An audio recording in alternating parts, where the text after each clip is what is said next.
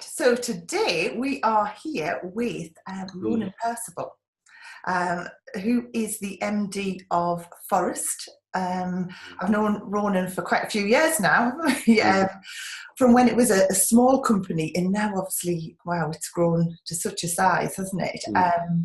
And you're freshly back from America, I understand. No, we're in our fourth year actually in America now, but there was a big trade show in New York called the IBS, which was on last week. And it was interesting to see how we got on there against all the other guys who are from America, obviously. But yeah, going really well. So what I wanted to do with this interview is I wanted to grill you around 4 different areas. So a little bit about Phorest and you and how your involvement in Phorest and how it all started.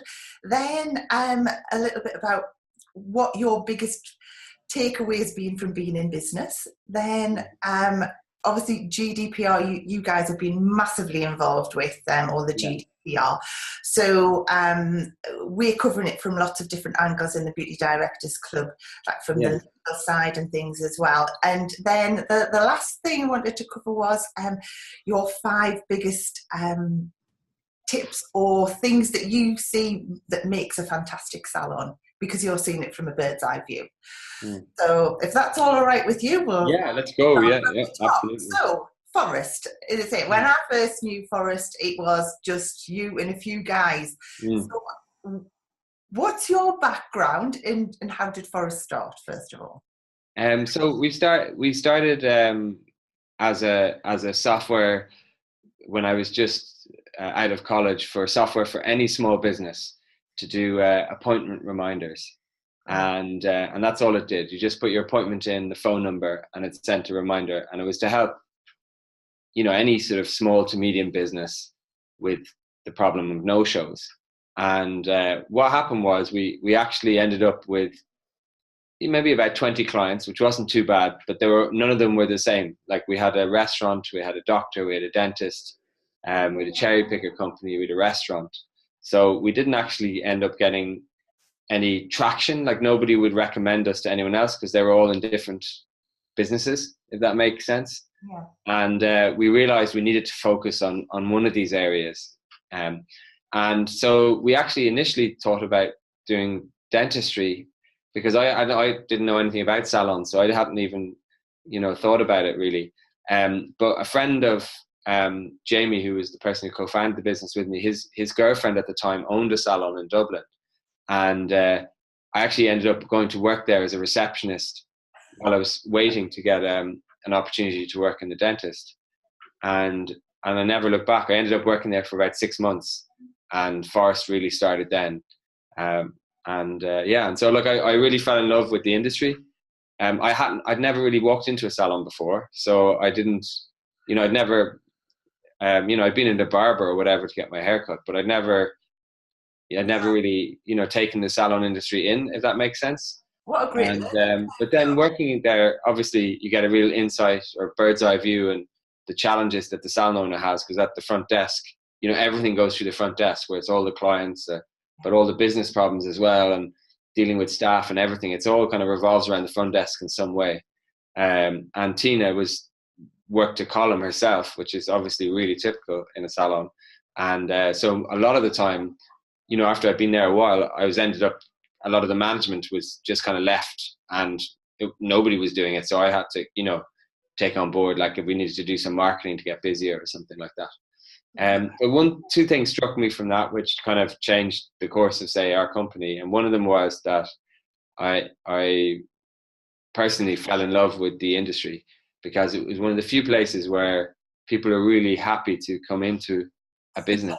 And that might sound, not that important, but it's actually, you're really lucky if you work in this industry, because there's not many businesses where people look forward to coming in.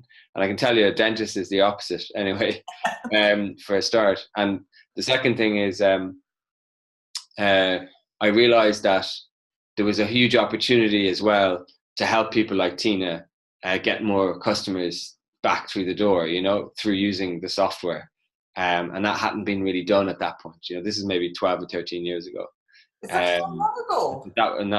That was really got us going. And so the very first thing we did in that regard was that I've been working there a few months, and it was January, so she'd had a really busy Christmas, and as every salon owner can relate to, I'm sure, it was January and it was really quiet, and her appointment book looked pretty empty, and she was stressing about it, but she was still, she was busy, but like her staff weren't that busy.